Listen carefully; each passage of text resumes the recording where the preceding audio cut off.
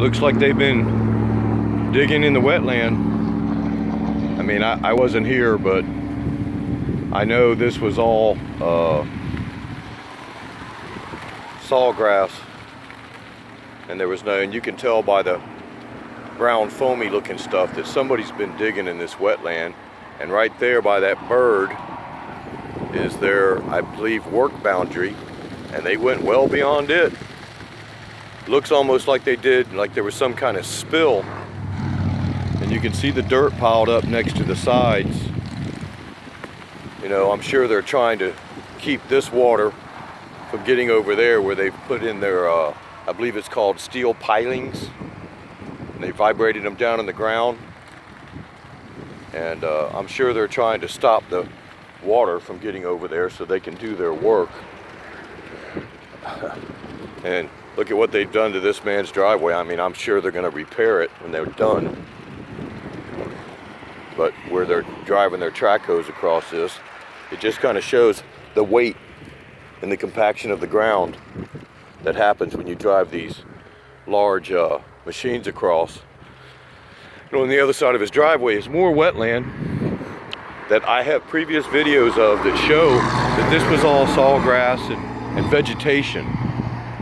But here's another piece of wetland that they look like they've gone well beyond their boundary. There's their boundary stake, but they've gone well beyond it, digging up. And then I guess they don't want the water running off of his driveway into the wetlands, so they put these absorption pads that are covered in grease and oil. I mean, there's a spot right there that I guarantee you that's some kind of grease or oil. You know, it's not a water spot. And then they drove that one down in the wetlands. Don't know really what that's all about. But they got these dirty, greasy, oil-stained absorption pads all in the wetlands, just thrown wherever they want them. And they've put pylons in, or the steel pilings, beat in the ground as far as you can see. So they'll be able to dig and put this gas pipeline in. And I feel sorry for the birds that are disoriented, have no clue what has happened to their habitat. You know, you got one there. There was one just over here on the other side. And they beat these or vibrate these steel pylons in through the wetlands. And you know, those things are probably at least 20 foot long, and they just vibrate them down in the ground. And now most of the wetlands, the water has drained off. When you drive those things in the ground, you don't know what you're breaking through, what you're cracking or fracturing. You have no clue what's really going on 20 foot deep. And we drink from wells that are merely 200 feet deep.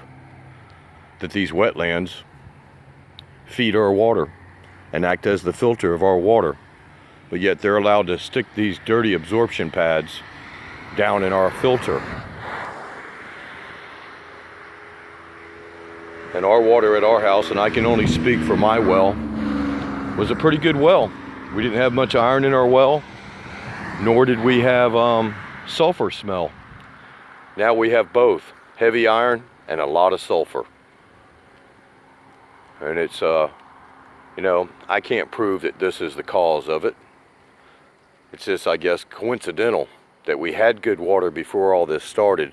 And now they've disturbed at least 56 wetlands on the way past my house. We have problems in our water. And there's a steel pylon. It looks like they pulled out for some reason. I just wonder why they dug out here in these wetlands like they did beyond their work zone, because the white stake, I'm pretty sure, is the edge of their work zone.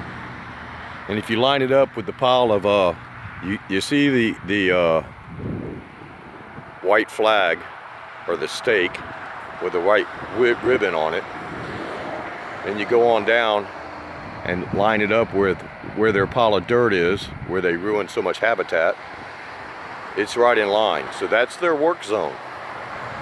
But yet they dug in the wetland way past it. And they can do whatever they want to do. Same thing in this one. You got the work zone and then dug past it. It's Mitch Allen with We Can.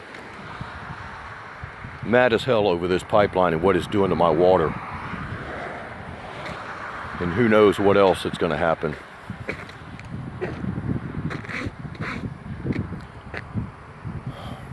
Y'all have a great day.